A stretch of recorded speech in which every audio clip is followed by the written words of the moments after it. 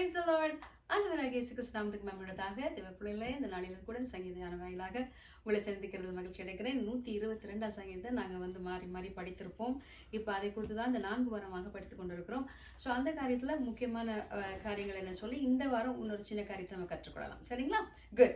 So இது ஆரோகண சங்கீதம் அப்படின்னா it moves towards a central theme. அதாவது ஒரு மைய கருத்துக்கு நேராக இந்த வசனங்கள் எல்லாம் நம்ம கொண்டு செலுக்கிறதுன்னு சொல்லி நம்ம பார்த்தோம் இல்லைங்களா? சரி, இப்போ அந்த முதலாவது வாரம் என்ன படித்தோம்னு சொன்னால் எருசலேம் குறித்து படிக்கும்பொழுது அது ஒரு பயங்கரமான ஒரு கோட்டையாக இருந்தது. யாரும் பிடிக்க முடியாத ஒரு நிலைமையில் இருந்தது.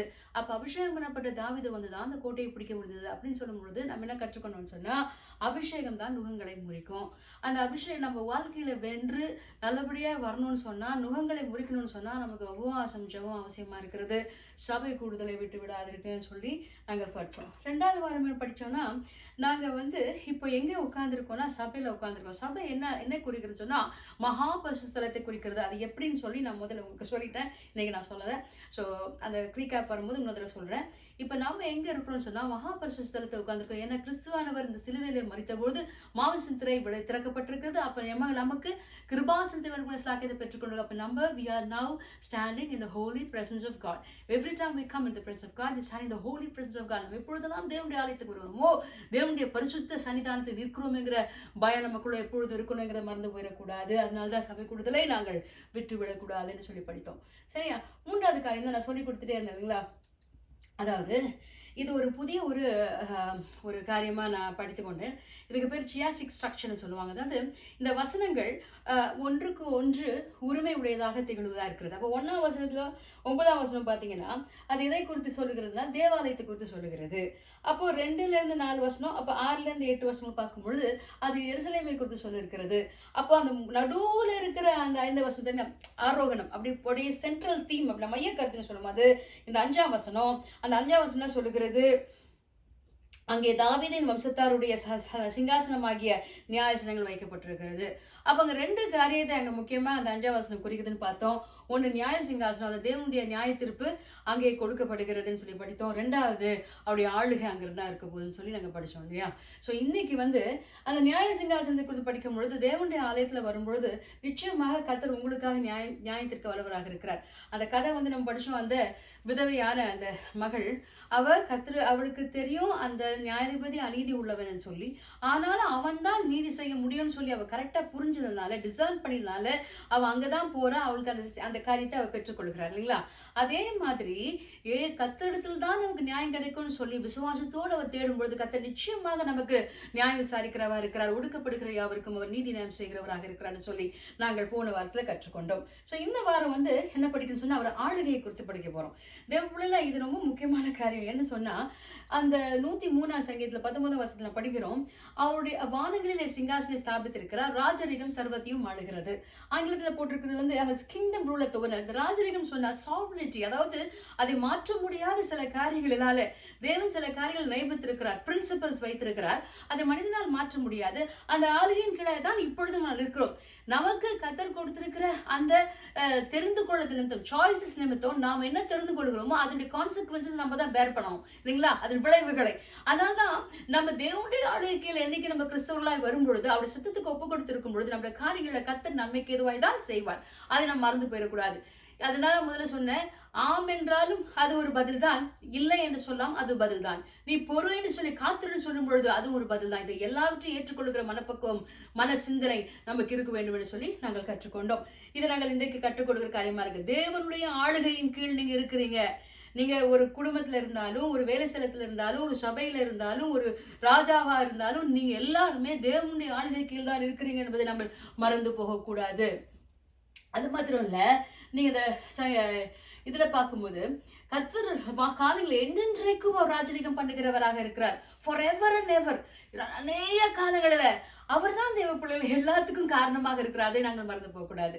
ஸோ அப்படின்னா சில நிறைய வீட்டில் நம்ம போட்டிருப்போம், அந்த Christ is the head of the house and is silent listener every conversation போட்டிருப்போம். அதாவது கிறிஸ்துக்கு எங்களுடைய வீட்டுக்கு தலைவர், ஆனால் எல்லா சம்பாஷணும் அவர் அமைதலா இருப்பாருன்னு சொல்லி. அப்படி அல்ல, கிறிஸ்துவே உங்களோட குடும்பத்துக்கு ஆளுகையை செய்கிறவராக இருக்கணும் அப்படின்னு சொல்லி எப்பொழுதுமே நம்முடைய இருதயத்திலே நாங்கள் சிந்தித்தவர்களாக அதை நடைமுறையில செயல்படுத்த அவசியமா இருக்கிறது. Every time we have to remember we are under the rule of a God, the Almighty God, and அதுக்கு ஏற்ற மாதிரி நம்முடைய தெய்வ பயமும் தேவனுக்கு காரியங்களை முடிவெடுக்கிறது அவசியமாக இருக்கிறது. ஸோ இதை ஒரு ஒரு ஒரு சார்ட் மாதிரி பண்ணியிருக்கேன், கவனிங்களேன். இந்த உலகத்துல இங்க பாருங்க, கர்த்தர் அவர் தான் ஆதாமை படைத்தார்ல. அந்த நீங்க அந்த லூக்கா 3ஆம் அதிகாரத்தை பார்த்தீங்கன்னா, ஆதாம் தேவனால் உண்டானவன்னு எழுத போட்டிருக்கும், முடியவில்லை அந்த வம்ச வரலாறு கொடுக்கும் பொழுது. ஆனா ஆங்கிலத்தில் படிச்சீங்கன்னா ஆதாம் சன் ஆஃப் காட்னு போட்டிருக்கும். அப்போ அவன் தேவனால் உண்டாக்கப்பட்டவன்.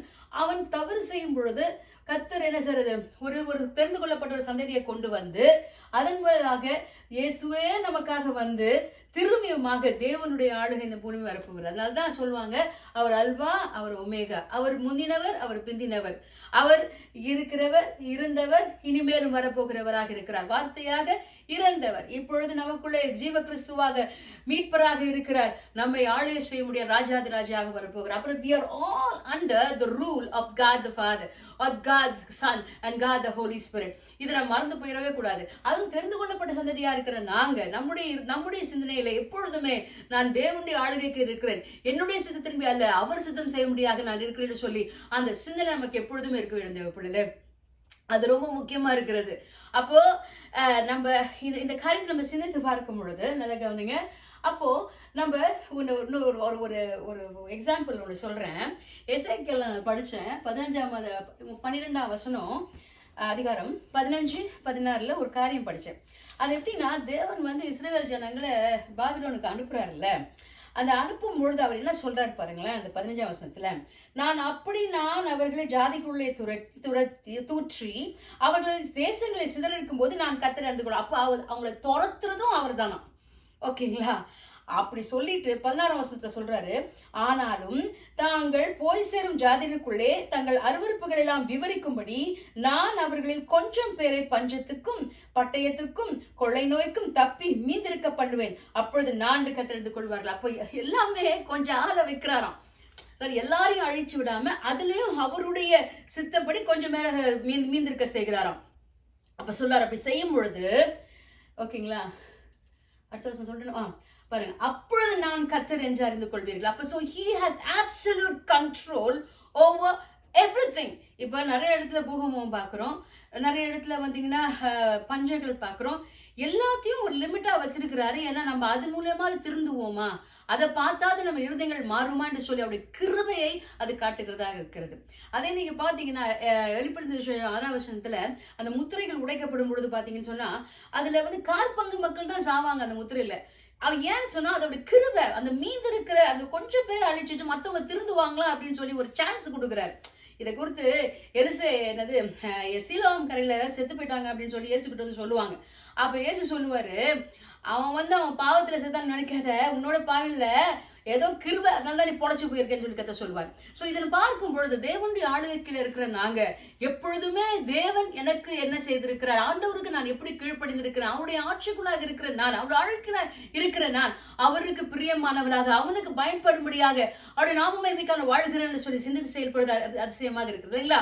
அப்ப கர்த்தர் ஒவ்வொரு காரியத்தை செய்யும் பொழுதும் நீங்க அவரோடு கூட உறவு கொள்ள வேண்டும் என்கிறத விரும்புகிறவராக இருக்கிறார் தேவ பிள்ளைகள். அதனாலதான் நம்ம என்ன கற்றுக்கொள்கிறோம் இன்னைக்குன்னு சொன்னா, நல்லா கவனிங்க, நான் தேவன் ஆளுகை கீழே இருக்கிறேன். ஸோ உங்களோட வாழ்க்கையில எந்த கஷ்டங்கள், துன்பங்கள், துயரங்கள், வேதனைகள், சந்தோஷம் எல்லாம் வந்தாலும் நினைச்சுக்கோங்க, you under God's rule, God has allowed it in your life. அது அவர் உங்களுக்கு டெஸ்ட் மாதிரி ஒரு பரீட்சையா கொடுத்திருக்கிறார். அந்த பரீட்சைக்கு ஞானம் வேணும் சொன்னா கேட்டு வாங்கிக்கோங்க, அதுல கர்த்தர் உங்களுக்கு ஜெயத்தை தருகிறவராக இருக்கிறார் இல்லைங்களா? அதான் ஒரு தேவன்தாசன் சொல்லுகிறாரு, submit everything to God, submit all your matters to God, then you will see God's hand in everything. புரியுதா உங்களுக்கு? எல்லா காரியத்தையும் கர்த்தருக்கு ஒப்பு கொடுத்துருங்க. அப்ப எல்லா காரியத்திலும் கர்த்தர் கரம் இருப்பதை உங்களால் உணர்ந்து கொள்ள முடியும். சரிங்களா? அப்போ இப்போ கர்த்தர் ஆளுகைக்கு நான் இருக்குன்னு சொல்லும் போது, அதான் ஒருத்தர் கேட்டாங்க, நான் படுத்துக்கொண்டு நித்திரேன், கர்த்தர் தாங்கினார், எனக்கு எந்த சேதம் வரல. எப்படி தெரியும்? நான் தான் கர்த்தர் சொல்லிட்டு படுத்துட்டேனே. I told God, so he will take care of me. அப்ப அந்த கான்ஃபிடன்ஸும் அந்த ஒரு விசுவாசம் உங்களுக்கு இருக்குன்னு சொன்னா தேவனுடைய ஆளுகை கீழ் இருக்கிற சிந்தனையோடு கூட இந்த உலகத்தில் நாங்கள் பேசுகிறது, செயல்படுகிறது, சொல்லாலும் செயலாலும் தேவனை உயர்த்தி வாழுகிற அந்த வாழ்க்கையை கர்த்தர் நம்மளே எதிர்பார்க்கிறார். அதனாலதான் நம்ம நினைச்சுக்கணும், நான் எதுக்கு சிருஷ்டிக்கப்பட்டிருக்கிறேன்? Not for myself, but I have been created to bring glory for the kingdom of God. நான் எதற்கு சிருஷ்டிக்கப்பட்டிருக்கிறேன்? தேவனுடைய ராஜ்யத்தின் மகிமை கொண்டு வர முடியாதான் சிருஷ்டிக்கப்பட்டேன். அதனால்தான் மகிமையின் மேல் மகிமை. எதுக்கு மகிமை? எப்படி மகிமை அடைவீங்க? நீங்க பாடுகள் போகும்போது மகிமை அடைவீங்க. ஒரு பாடுகளையும் ஒவ்வொரு கஷ்டங்களையும் ஒவ்வொரு ஹில்லையும் தாண்டி வரும்போது மகிமையின் மேல் மகிமை அடைந்து நீங்க மறுரூபமாகுவீங்க. தேவ பிள்ளைல என்னப்பா ஒன்று போனா ஒண்ணு நினைக்காதீங்க.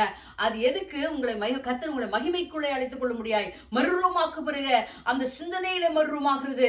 நான் மகிமை அல்லது I am being transformed with the renewing of my mind. உங்கள் மனம் புதிதாகுகிறது ஒவ்வொரு முறையும். தேவ பிள்ளைல அதை நீங்கள் மறந்து போயிடக்கூடாது. மூன்றாவது காரியம் என்ன சொன்னா, அவருடைய சித்தத்திற்கு முற்றிலுமாக நாங்க ஒப்பு கொடுத்தவர்களாக இருக்க வேண்டும். தேவ பிள்ளை அதை கர்த்தர் விரும்புகிறார். உங்களிலும் என்னிலும் ஆண்டவர் எப்பயுமே கேட்கறது. அந்த ஆபிரகாம் கிட்ட கர்த்தர் சொல்லுவாரு, அவன் கொண்டு போய் அந்த ஈசாக்க கொடுத்துட்டு வந்த பிறகு, இப்பொழுது நான் அறிந்திருக்கிறேன் நீ எனக்கு பயப்படுகிற மனுஷன். அப்போ உங்களோட வாழ்க்கையிலும் என்னோட வாழ்க்கையிலும் பிரச்சனைகள், கஷ்டங்கள், பாடுகள் வரும் பொழுது நீங்க அவருடைய சித்தத்துக்கு கீழ்ப்படியும் போது அப்ப கர்த்தர் சொல்றாரு, நீ எனக்கு கீழ்ப்படிந்திருக்கிற, நீ எனக்கு பயப்படும் பயத்துல இருக்கிற, நான் உன்னை மென்மேலும் வைப்ப. நீங்க இங்க உலகத்துல எத்தனை அவமானப்பட்டாலும் எத்தனை கஷ்டப்பட்டாலும் வியாதிகள், துன்பங்கள் துயர் போனாலும் தேவன் சொல்லுகிறார், நான் உன்னை மகிமையில் மகிமை அடைந்து நீ என் சித்தத்துக்கு ஒப்பு கொடுத்துட்டு அப்படின்னால உன்னை நான் ஆசீர்வதிக்கவே கர்த்தர் சொல்லுகிறார். சரிங்களா? இதெல்லாம் நாங்கள் இப்போ இந்த வாரத்தில் நாங்கள் கற்றுக்கொண்டோம். அப்போ இந்த நாளிலும் கூட இந்த காரியத்தை அறிந்திருக்கிற நீங்க என்ன நினைச்சுக்கணும்னு சொன்ன, ஆண்டவரே இதை நான் திரும்பி காட்டுறேன், இது தேவனுடைய ஆளுகைக்கு நான் இருக்கிறேன். We are under the rule of God. அதை மறந்து போயிடாதீங்க. அதுதான் இன்னைக்கு முக்கியமான தேவனுடைய ஆளுகை. சரியா? கண்களை மூடி ஜெபிக்கலாமா? உங்க ஏரியால உங்களுடைய வாழ்க்கையில எந்த பகுதியில நான் தேவனை நான் புதுக்கி வச்சு சுயமான இருக்கிறேன்னு நான் நினைச்சு பாருங்க. அந்த நீதிமொழிகள் 3ஆம் அதிகாரம் 5-6 சொல்லப்பட்டிருக்கல, என் சுய புத்தியின் மேல் சாராமல் முழு இருதயத்தோடு அவர் மேல் நம்பிக்கையா இருந்து என் வழிகளெல்லாம் அவர் நினைத்துக் கொள்கிறோம். அப்போ பாதைகளை செவைப்படுத்துவார். அப்போ உங்க முழு இருதயத்தோடும் தேவனுக்கு உங்களுடைய எல்லா காரியங்களிலும் நீங்க அந்த ஆளுகைக்கு நீங்க வரும் பொழுது ஆசீர்வாதங்களை நீங்கள் பெற்றுக்கொள்ளுங்க. கண்களை முடிச்சு ஜெபிக்கலாமா?